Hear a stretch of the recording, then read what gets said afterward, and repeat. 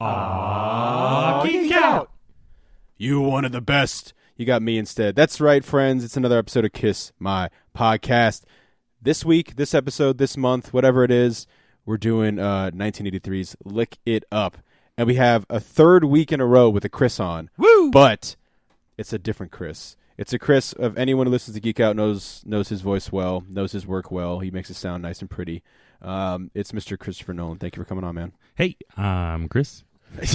and I'm Josh. But this is this is one of the ones I said it a lot about when I have everyone on, like, hey, you're one of the first people I talked to, and it's true, when I came up with the albums, But I think you might have been the very first person I quote unquote booked to have on. Yeah. Because when I thought about doing this, you were like, I feel like you and I were I was one of the first people that you talked to in general when you said that you wanted to do this podcast. Yeah, partially because I'm the audio engineer. Yeah, exactly. But yeah, I was like, well, I'm good for Lick It Up then, and I have said it jokingly because at the time, what, a year and a half ago? I mean, almost more. I mean, really, when we kind of started this, for some reason, Lick It Up was this joke album thing. Well, it started off as the song, as the music video, because you showed, because I hadn't even heard the song, let alone most of the songs on the album.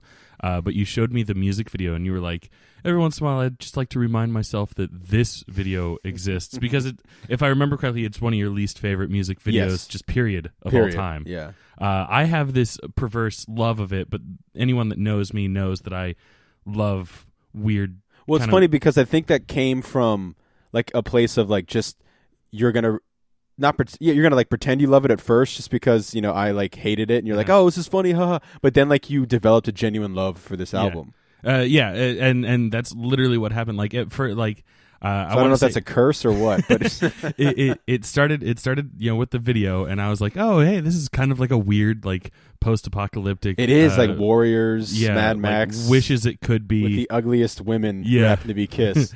Vinnie Vincent, man, oof. He should have kept the makeup on that he only wore for a month. Yeah. But yeah, then it grew into me singing this song at karaoke for your birthday. That's right. Be like, hey, this is the one Kiss song that I'm willing to sing. Yeah.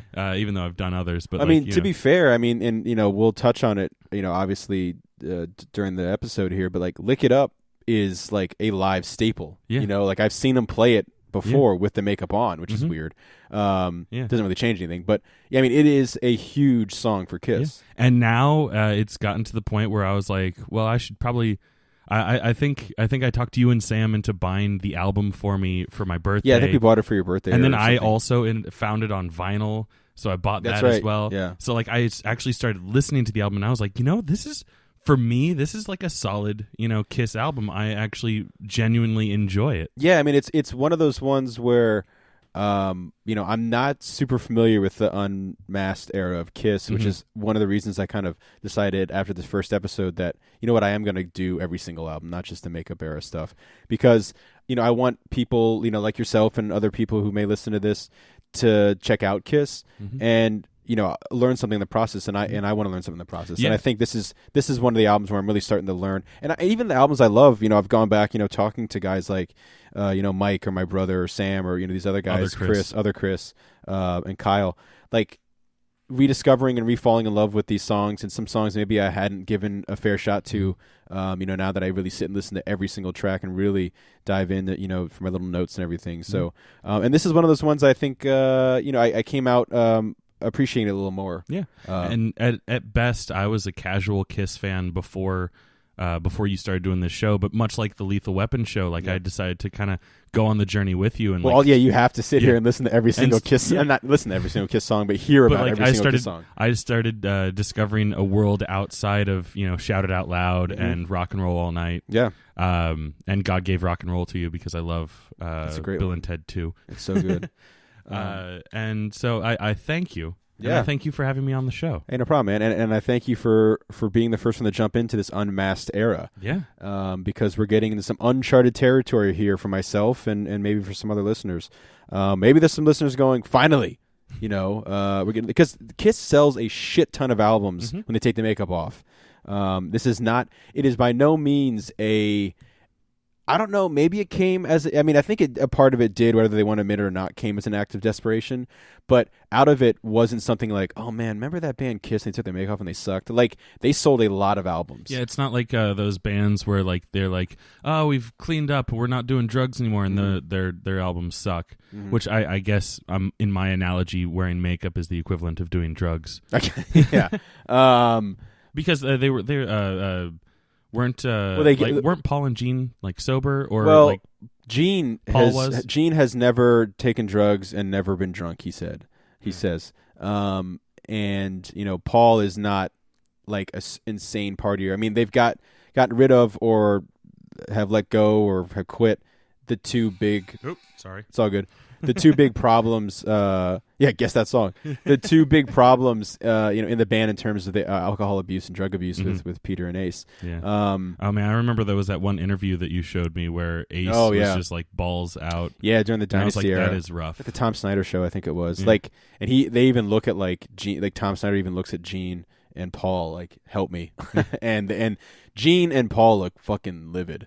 And that was kind of the beginning of the end on that. But, so, I mean, we're diving into the Unmasked era stuff. Like I said, it's 1983's Lick It Up. Couple of quick little notes here before we dive in track by track. And some interesting stuff I found out about the band. Feel free to jump in, Chris, at any time. It'll mostly be you because even like I kind of was mentioning to you off mic, I think that this is going to be a nice dynamic because I literally know dick about the band outside of the songs. Sure. So you're the straight man that did all the research. I'm the color commentator. There you go. Yeah. So I'm the JR. I'm the Al Michaels. You are John Madden. And so anyway, released September 18th, 1983. Recorded from July to August of '83 at Right Track Studios and Record Plant Studios in New York City. Again, a New York band through and through. Produced by Michael James Jackson, just like the last album, and Gene Simmons and Paul Stanley. The two singles here, "Lick It Up," released September 18th, 1983, so the day the album was released. And "All Hell's Breaking Loose" released February 6th, 1984. Good choice. So just two singles. I didn't even here. know that was the second single. Yeah, of the that's album. a solid one. So little background to where Kiss is at this time. So again, with other Chris, last episode we talked about Creatures of the Night, kind of a return to form for Kiss after the kind of the disastrous music from The Elder. But the big thing here is, like we said, is Kiss takes off the makeup. Which kind of shocks the world, and people see their face for the first time because again, this isn't the internet age. It wasn't easy to see a picture of Gene, Paul, Ace, or Peter, and they did even Eric Carr or Vinnie Vincent without the makeup. And they did a big thing. They did. I think on MTV they premiered the first promotional footage of them without their makeup was the Lick It Up video, and they did like an MTV special. I think it was like 30 minutes or something where they have each of them and they show their picture of their face with the makeup, and then it dissolves and it shows their real face. I remember like watching like a VH1, like I Love the 80s or something, one of those types of shows where they had clips of that, and I was like, wow, how anticlimactic that they're just like ugly guys. Yeah, it's funny because like I said, Eric Carr been in for a little bit. The big one, the big stuff, just the big kind of faces to see were obviously Peter and Gene, and then Vinnie Vincent, who here's the thing I found out that kind of blew my mind, because he's not somebody I've really done a lot of research on outside of this, and there's not much to go. I mean, it's kind of a really tragic, disturbing kind of not end, but just life that he has after Kiss, but. I feel like that'd make a really good documentary. Like the was it the Self Redemption or whatever it was of Jake the Snake Roberts? The Resurrection of Jake the Snake, which is really good, which is powerful stuff on Netflix. My boy DDP helped step in and save the day. It's the highest rated documentary on Netflix. Is it really? Nice. That's what Jericho keeps saying. Good. Yeah, because DDP steps up big for Jake the Snake and for Scott Hall. Anyway, here's the thing about Vinnie Vincent that I found out.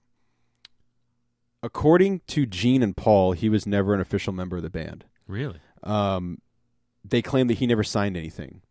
So he, according to legal, I guess, Kiss history, by legal piece terms of paper or whatever, right. Vinnie Vincent was never technically in Kiss, which I thought was fascinating because they put him on the album cover. You know? And he has a writing credit on what, like one song? So many songs on this album alone. Now, here's the thing, because Yeah, Fits Like a Glove is the only one that he... Or no, and Dance All Over Your Face. Yeah. Are the only ones that he doesn't have writing credits on. I love that you have the vinyl and liner notes here with you. That's so cool. Yeah. Well, it was either that or the CD. And yeah, it's a lot bigger to see, you know. Yeah. But, I mean, here's the thing, like, the beginning of the end has already happened for Vinnie Vincent, and this is the first time he's... It's funny, officially, not officially in the band, because he's not on the front cover for Creatures of the Night, which he writes a lot of stuff for and adds a lot of music for as well. But he's on the front cover of this. He's in the music video. He's on tour, although it is the European leg of this tour that he is asked to leave, or he's fired, or he quits. The classic kind of Kiss exit. You don't know who to believe, fired or quit. I just speculation. I tend to believe it was a firing, because I feel like Gene and Paul really had it up to here as I raise my hand, above his head, above their head. Yeah, because here's a couple things that happened. Supposedly, there was a show. There was a moment during one of the shows where Paul gave the signal to stop soloing, like your soloing is over, and he kept playing, and they got in a fight backstage, and some of the roadies and Eric Carr had to like break it up, and then he went into like an impromptu solo during one of the shows that left the rest of the band standing there doing nothing, and it was really awkward. So, and he got in his head that, hey, I'm the reason Kiss is big again.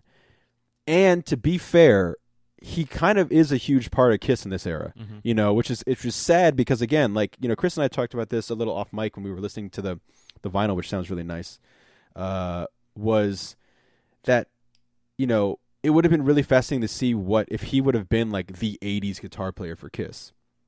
What they would have happened, because he's a guy who comes in right off the bat and is writing hits for Kiss. Yeah, right off the bat. Even before he's a named a named partner. member. Yeah, partner, I guess, or glorified studio musician / touring. Well, yeah, while he's guitarist. just the writing guitarist, not necessarily the performing guitarist on stage. Or he was the performing guitarist in studio though for those first couple albums. Well, he plays on I talked about it with the Creatures of the Night, which is the first time he shows up, and it has writing credit. But there's a couple lead guitar players that show up on that album. But he is kind of seen as the prominent lead guitar player for Creatures of the Night. The lead. But again, like I said, it was kind of fascinating. I never really actually knew that like Vinny was never technically considered an official member of Kiss. I've heard Gene go on record saying that he was the most talented of at least the replacement guys. Participant, yeah. But I mean, I think it's just kind of I think in Kiss fans' minds, it's just generally seen as he's clearly a member of Kiss. Yeah. It's just that I guess that official legal. He's like a member by proxy. Yeah. Well, I mean, when you write, he writes a bunch of songs, and even though this is the last album with him as part of the band, whatever you want to call it, it's not the last time we're going to get a credit from Vinny, which is kind of cool. But let's one kind of final thing here. This is the first gold album that Kiss has since Unmasked, which I thought was really funny because they are now unmasked. Yeah, they literally are. They're literally unmasked. Yeah. But yeah, so they're kind of getting back in the groove here because I think it helps that they kind of the publicity of being unmasked. Yeah. It was a gimmick to rejuvenate them. Yeah, and I don't know why this has become a question in my mind lately. And it doesn't happen with all the other albums. Like I don't think is this album better than the previous because of some of it's so clearly yes or no. But this is one that I've really kind of thought about lately. Like, is it better than Creatures of the Night? Now, Paul Stanley doesn't think so. Paul thinks the reason this sold really well and the reason people like the album more is because they're unmasked. No, I think that's probably arguable. He probably could win a debate with that. I think so. And obviously more 9 times out of 10 people are going to side with the masked makeup era of Kiss over the unmasked or unmakeup era. Because it's classic Kiss. It's the Kiss that they know. Yeah. Even though it's the exact same lineup. Yeah. You give or take, a substitute lead guitar player on Creatures of the Night. But my biggest thing, and again, this is why I love doing this podcast, is that, and if you would have asked me this years ago, I would have said, of course Creatures of the Night is a better album. But I think now that Lick It Up is a better album because Creatures, and I know other Chris is like strangling me right now, the Creatures of the Night is a great return, but it is like a hammer over the head. It's all there's no there are moments of substance. Like I Still Love You is a great track from that album, but it's not a heavy track, in terms of the guitars and everything. But it's kind of like it just hits you over the head with this just loud distortion. Look at us, we're Kiss. Yeah, we're making up for music from the Elder. I think this balances it out a little more. Gotcha. But I mean, that's how I feel. And who knows, it may change down the line. But like listening to it again, I kind of thought, I don't think this is. I mean, this isn't in my favorite Kiss albums of all time. But like, I think overall, it is where Creatures is a return to form. This is where the equalizer balances it back out, and it sets up 80s Kiss really. I mean, Creatures does too. We talked about that a lot. That's something that Chris and I talk about a lot on Creatures. That it really sets up 80s Kiss. Yeah. But this really equalizes. Like, Creatures, I think another way of saying it, like Creatures is like that kind of like jump, that kickstart that you get to like where you just slam down on the pedal to the metal. You get the RPMs rolling. Yeah. And you're going, and then like. Lick It Up is when you finally knock it into the right gear to maintain. That's a really good way of putting it. I think this is also when Kiss is getting their confidence back a little bit more. I mean, I think they because I feel like with Creatures they're kind of like, do we know how to do this? There has to be that doubt, that moment of shit. Because Music from the Elder is such a weird misstep. I think this is them getting their groove back. They're getting their groove back, like Stella, just like Stella. I think. Stanley gets his groove back, aka Paul. But I think that's a good way to jump right into Exciter. Yeah, which is a great opening track. Like you've said on almost every episode of this, Kiss knows how to make an opening track. It's again written by Paul Stanley and Vinnie Vincent and sung by Mr. Paul Stanley. Yeah. But I think this is a great example of them. Like, this is really them equalizing, getting their groove back. Interesting thing, talking about Vinnie Vincent, even though he writes the track, he's seen as the lead guitar player in Kiss. He does not play lead on this track. Ooh. It is a guy named Rick Derringer. Now, the name might not be familiar, but there's a song he wrote, a classic rock and roll song called Rock and Roll Hoochie Coo, which you've never heard. Rock and roll Hoochie Coo, rock and roll Hoochie Coo. I don't know if you ever heard it, but it's a fucking great song. I know the Hoochie Coochie Boys. Yeah, the Hoochie Coochie Boys. But the Rock and Roll Hoochie Coo, if you've never heard it, check it out. It's a really great, really great riff. Really great rock and roll song. I was jamming to it last night. I hadn't listened to that song in years, but because doing a little research here, I realized, oh shit, that song's great. So anyway, check that out. He plays lead on this, which is kind of cool. It's kind of weird though, because they do all this like Vinnie Vincent stuff, and he doesn't play lead. I do love this song Exciter, and forgive me if I'm getting it mixed up with another song, but like one thing that does bother me about it as a drummer, as a percussionist, I feel like the hi-hat is like a little overly loud. Kind of like that one Rob Zombie or White Zombie song that we talked about months and months ago, where it just like, it feels like it's just like a half step at a time or something like that. And it's just, but a solid opening track. Yeah. And, like kind of gets you like blood pumping. You're like, okay, let's hear it. And it's a great title. I love Exciter. That's a great title. It gets you excited. You're going to hear this a lot on this one, but great riff. Some really great riffs on this. A really solid riff. Vinnie Vincent knows how to write a fucking great riff. I'm assuming it's Vinnie, because Vinnie, I mean, we'll talk about, a track that he helped co-write on Revenge that has one of the best Kiss riffs of all time. But again, Kiss really sounds confident again. Another great statement song. It's a song, this is the pedal to the metal moment for this album. Yeah. How do you fare? Was it up there with one of your favorites on the album? Like, if you had to put a top 3, would that be up there? Or? I don't know about top 3, but it's definitely. I think it is a solid number 4. Okay. Yeah. That's fair. Looking at my liner notes here. Yeah. my final liner notes. This is the one when we were listening to it on on your vinyl. I was like, man, this is a great track. I know, it sounds so good on vinyl. Yeah. This really whole album. I'm sure a lot of Kiss sounds good. I feel Kiss is one of those bands, like, Sam and I always do this where we're like, what albums did you get from a certain band? There's very few that I would want to get every single album. Kiss is not one I'd want to get every single album. All like 50. Yeah. But the Beatles, obviously, Queen, but like I would get all of them. I would get all of them up to Lick It Up. And it's weird because I'm one of those weird guys, like I'm not big on buying vinyl from albums that came out like this year. I don't know why, that's just weird to me. Yeah, vinyl's a classic thing. Yeah, like I'm trying to think of an example, like I don't know, like the new Weezer album I love, the White Album, but I wouldn't get it on vinyl. Yeah. Well, it's not. It's arguably it's not designed to be heard on vinyl. Yeah, it's heard to be. It's designed to be listened to on Pandora. Yeah. Plus, I got it on physical and digital as well. But check out the White Album, the Weezer's White Album. Weezes. It's fucking great. But anyway, Lick It Up is one I would get on vinyl, and Exciter is, again, add that to the list of fantastic tracks, opening tracks by Kiss, because it's just another great one. And again, Vinny leaving his stink on the band, because he knows how to write a track or two, because we'll hear more from him.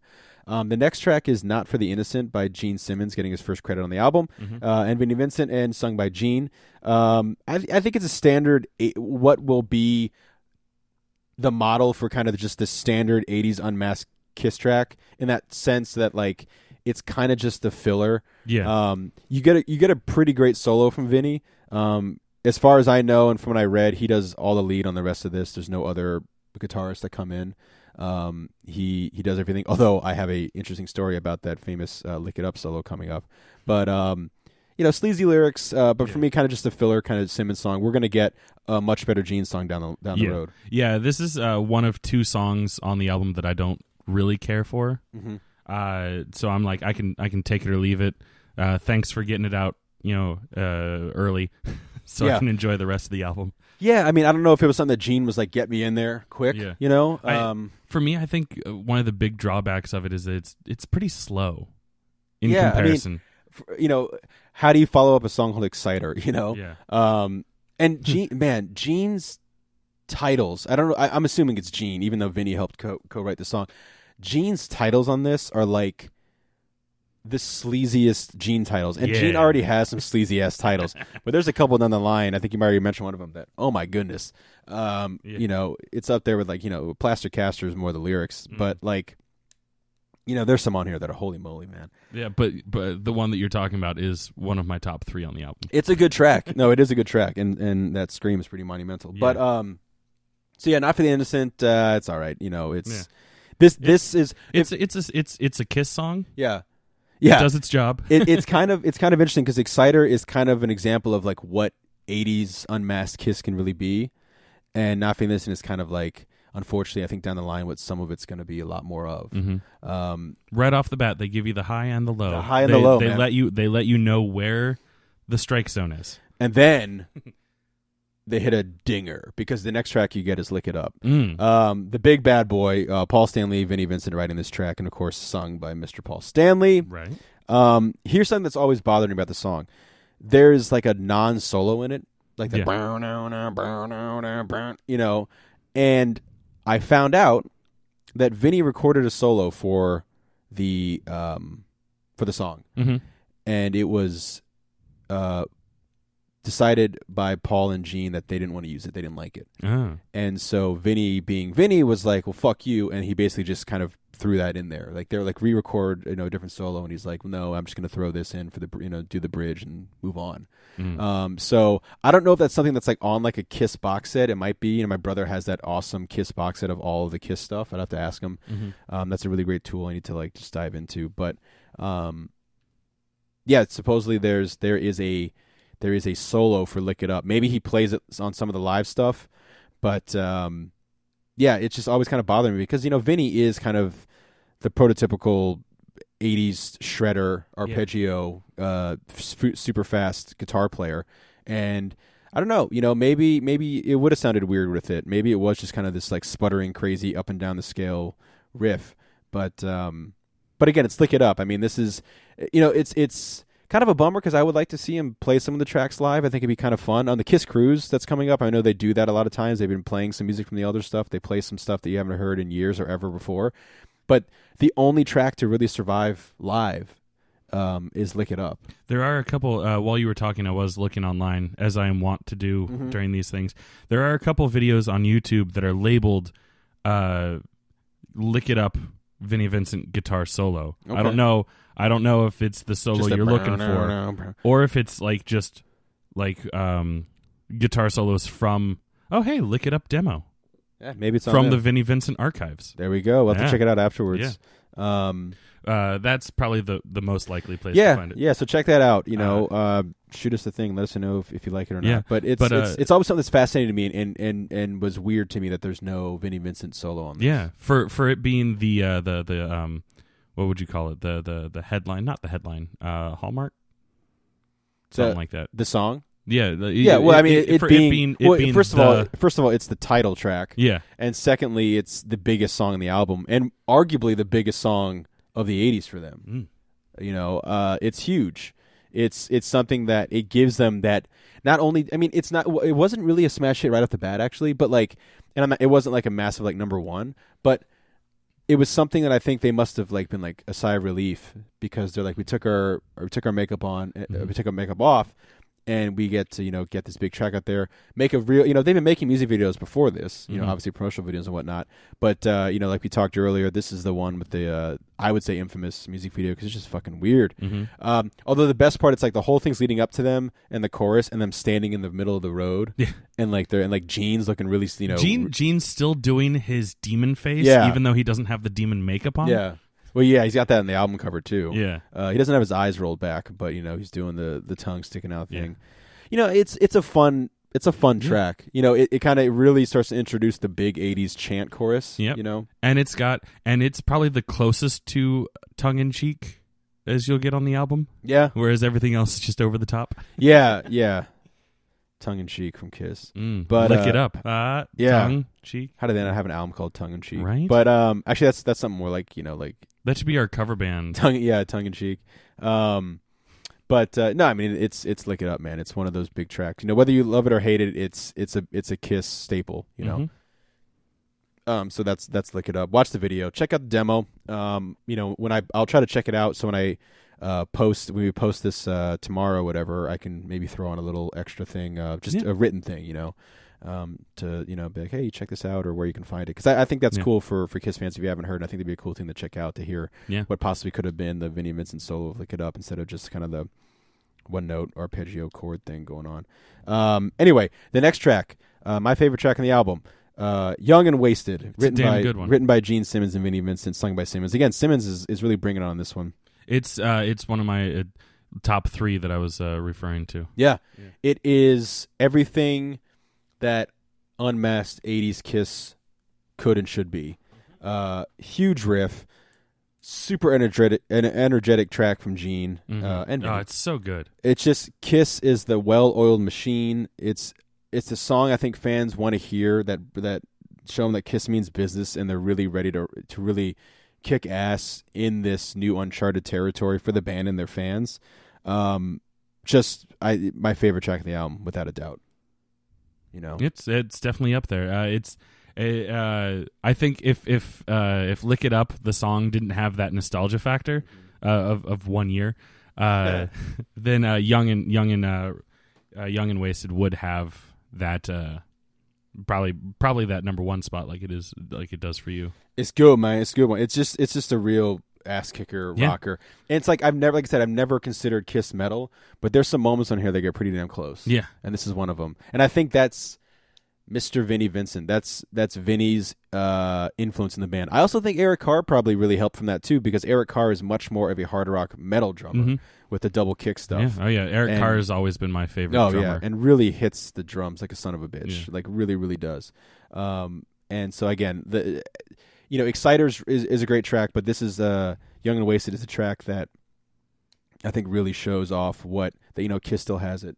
Yeah. They really still have that rock edge, even though they are not young. No, they're not young, and they're not that wasted. At least the core and principal songwriters. Well, maybe Vinny, but Paul and Gene are not wasted. Yeah. But again, just a really kind of reckless vocals from Gene that I love. He's going all over the place. Not the last we'll hear of that. And just a really kind of savage, vicious guitar riff. Yeah, just back and forth, alternate picking. It's really cool. It's kind of what I wish Kiss could be like all the time. Yeah. And we'll get moments of that throughout here, but I'm really curious. Like I really am.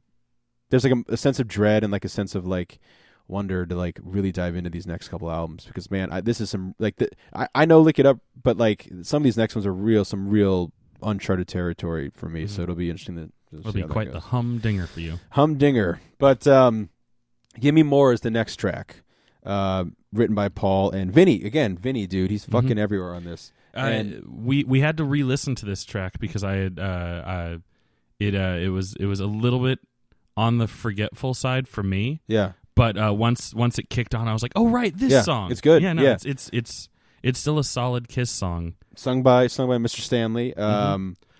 It's again, Vinny really is huge for Kiss.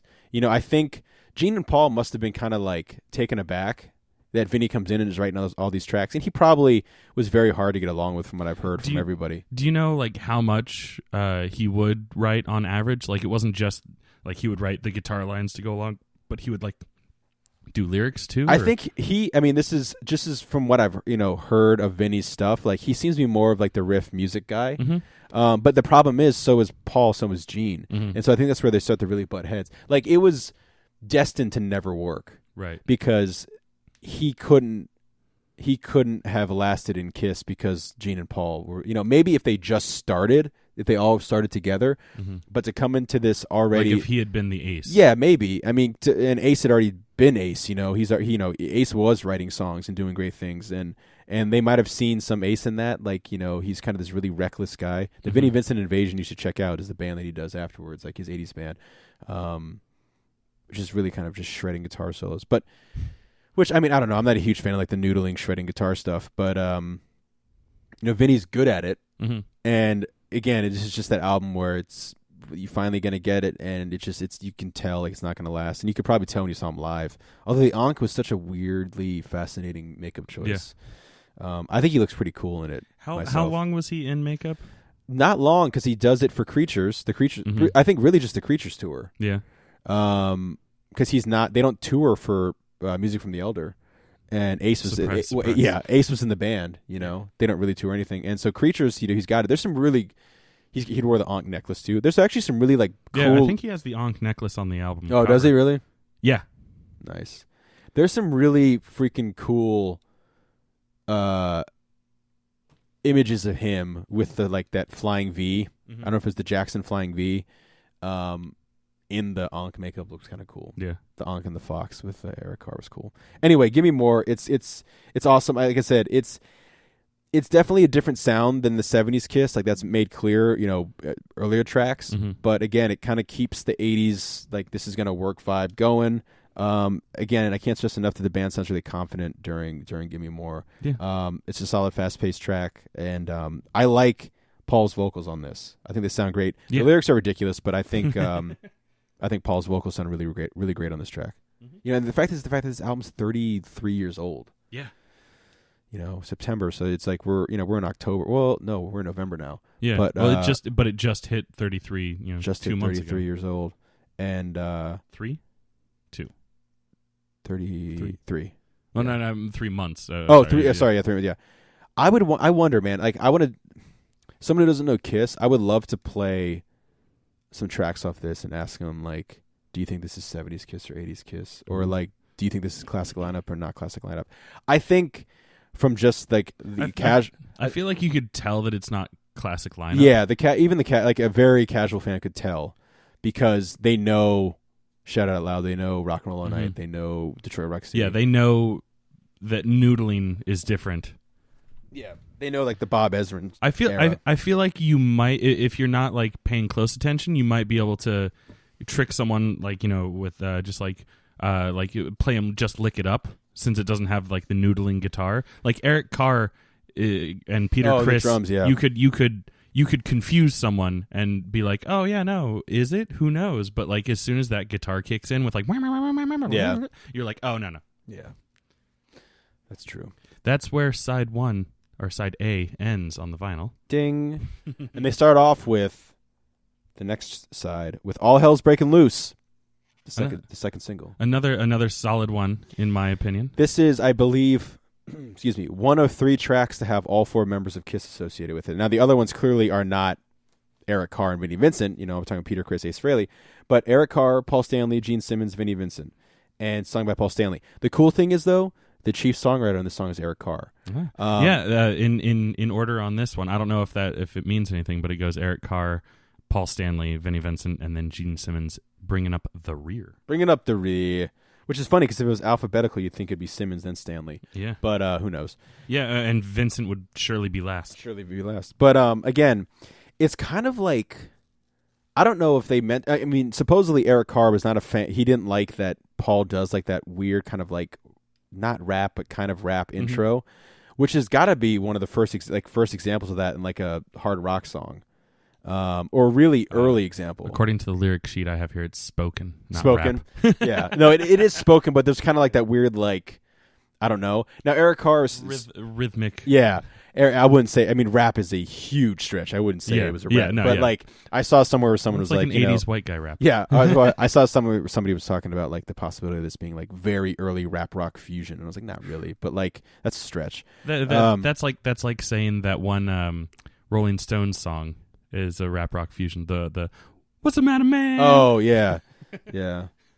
Miss you. Yeah, but I mean, like it doesn't even last. To sing at karaoke. Yeah, it doesn't even last that long, really. But anyway, supposedly Eric Carr wasn't a huge fan of that. But like Eric Carr knew that to get this, not even to help write this song, but to get this really taken as the single, he needed Paul Stanley to sing it and really bring it. And Paul Stanley does. I think it's weird. But the chanting choruses in it, are like all hands breaking loose. Like just like echoey, reverby. It's super 80s Kiss. Yeah. Like that's super 80s just anything. Yeah, I shat on what was it? Not for the Innocent for being like a slow Kiss song.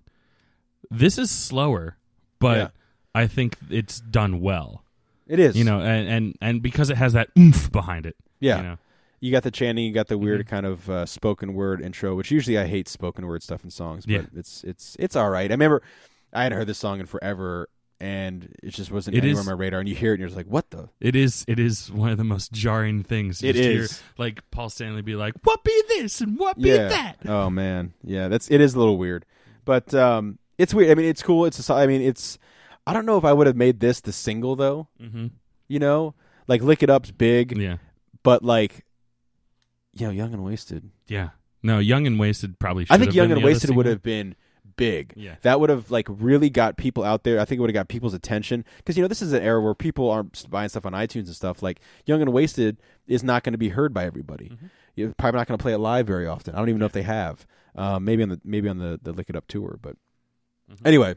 But we get All Hell's Breaking Loose, which isn't a bad one. And I think maybe it's because Eric Carr and they all put their stamp on it, and it's got the big chanting vocals, whatever, probably. But next track, A Million to One, written by Paul Stanley, Vinnie Vincent, sung by Mr. Stanley. This is the ballad on it. You get that moment of like there's a bit of a breather on it, and then boom, it kicks in big again, and not like heavy like chugging riffs, but just kind of like the big ballad stuff. Yeah, I think it's a solid ballad. Yeah, you get the Paul ballad voice on this, but you also get Bitchy Paul, which is great. I always love Bitchy. Bitchy Paul is the best fucking Paul Stanley voice of all time. I think it's an okay ballad. It's a little too 80s ballad, which is totally fine because it's an 80s ballad. Yeah, but it is an 80s album. It is an 80s album, but I'm not a huge fan of like the 80s ballad, like that big 80s ballad, unless it's like Heart. But and even then, you don't even 80s Heart is not your favorite Heart. No, except These Dreams though. These beans. Oh my God, I would love for like Nancy Wilson to come out and like play just one of the verses be These Beans, right? Just for you, just for me. That was for you, Jake. Yeah, Chubby little fat man. Fuck you, Jake. But no, it's a good. It's you got to have the ballad. Yeah. On the 80s hard rock stuff. That's how you get laid, man. Yeah. And speaking of that, the next track fits like a glove.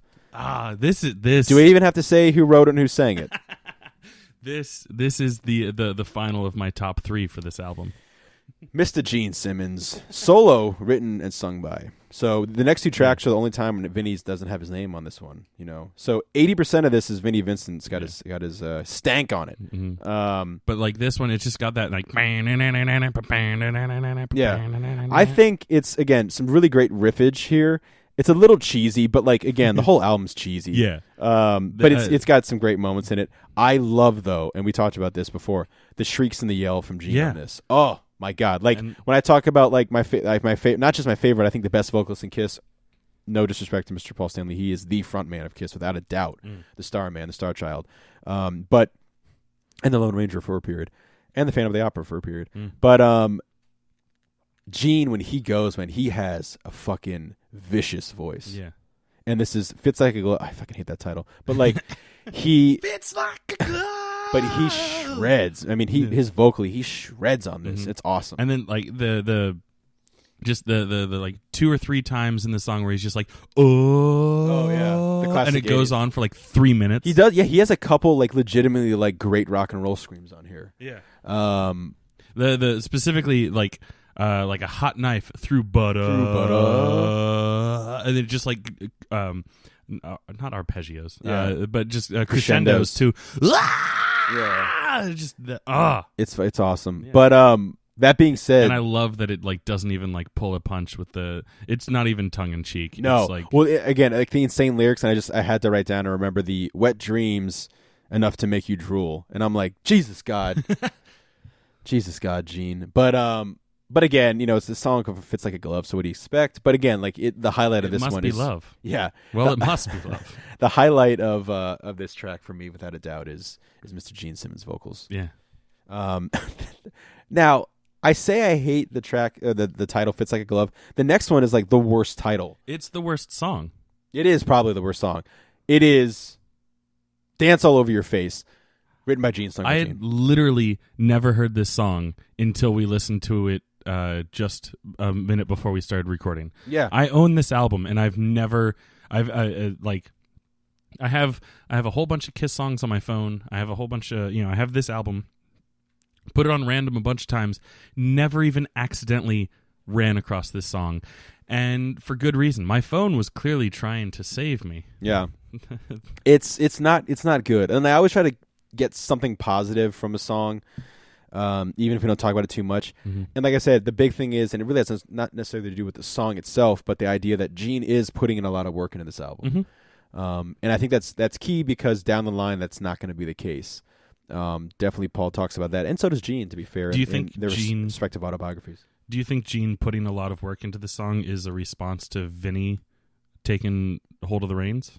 He may have felt some kind of, assertive dominance, because I think I think Paul and Vinny definitely got it, but I think Gene and Vinny got into it a lot too. Yeah. Because again, the sole survivors of the original band are Paul and Gene. Yeah.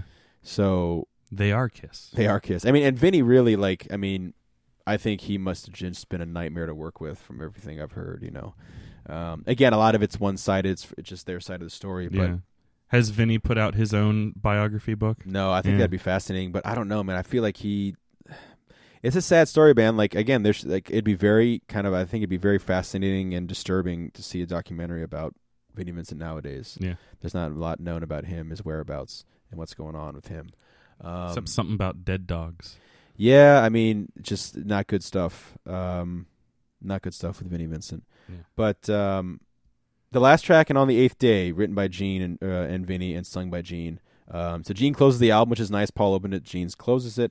And I really do think, whenever Vinnie has a credit on this album or on any of the songs, it really helps the song out a bit. The last 2 tracks are an example of like a really good track without Vinny and a not so good track without Vinny. Now I think the chorus on this is really kind of solid. This song does grow on me too. Like it wasn't a song that I necessarily liked. Like it was about like the 3rd chorus. I was like, you know what? Okay. Yeah. No. Same with me. The first time I heard it, I was like, okay, whatever. This is clearly just trying to be along the same lines as like God Gave Rock and Roll to You. Had they done God Gave Rock and Roll to You? No. Yet? Okay. Yet. So this is like a rough draft for God Gave Rock and Roll. Again, I think they always they want to achieve that anthem, in every album. And again, I think the big thing with 80s Kiss is they are clearly writing for arenas. Yeah. In this, and this is an arena rock song. This is the start of their, I think, real, like you could say, like, obviously Shout It Out Loud and like Rock and Roll All Night, stuff like that. But I think this is like they're writing for the big chanting 80s music video, slow mo, just pyro going off. Oh everywhere. yeah, doing like the splits, jump in the air, whatever. And and writing for the arenas, and this is one written for the arena. Yeah. It'd probably be cool to see live, but again, it closes it pretty well. My thing was, I think it puts a nice bow on it. It does. I mean, they kind of spread out the good stuff, all throughout it. There's a couple real kind of dud filler tracks, but that's going to be that's par for the course. You're gonna get that on every album. And really the sad thing at the end of the day is, this is the end for Vinny. A troubled guy, without a doubt, but really helped leave his mark on Kiss and wrote some really great stuff with them. Like I said, it's not the last time we're going to see his credit, though. We'll hear some more stuff. The big thing is, the big question leading into the next episode is, Kiss has proved they can do without the makeup, but can they keep that momentum? Yeah.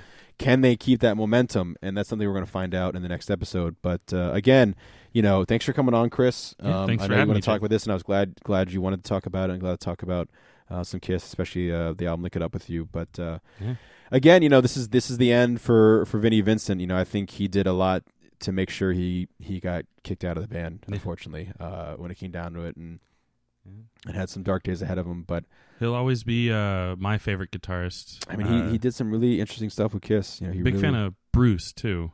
Bruce Kulick, man. Yeah. He's when's he take over? Is he? We got another album or so. Is he the current or? No, the current is Tommy Thayer. Gotcha.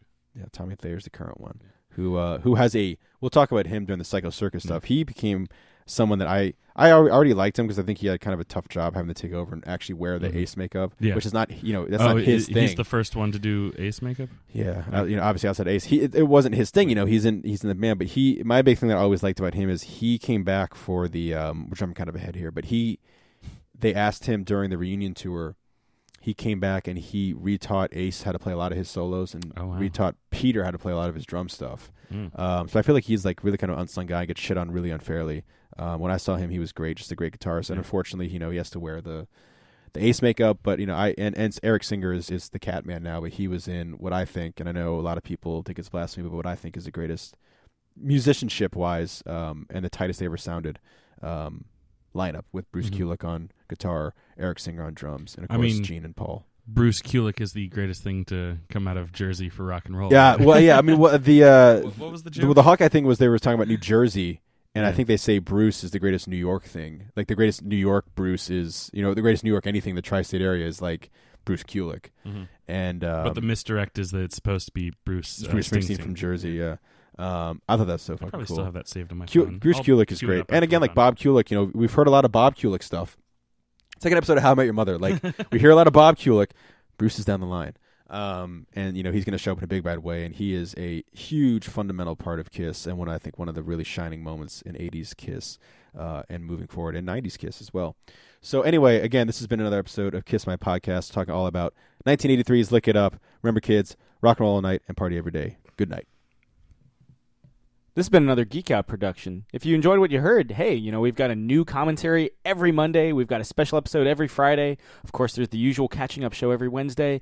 And you get book club episodes just about every Tuesday these days. Thanks for listening.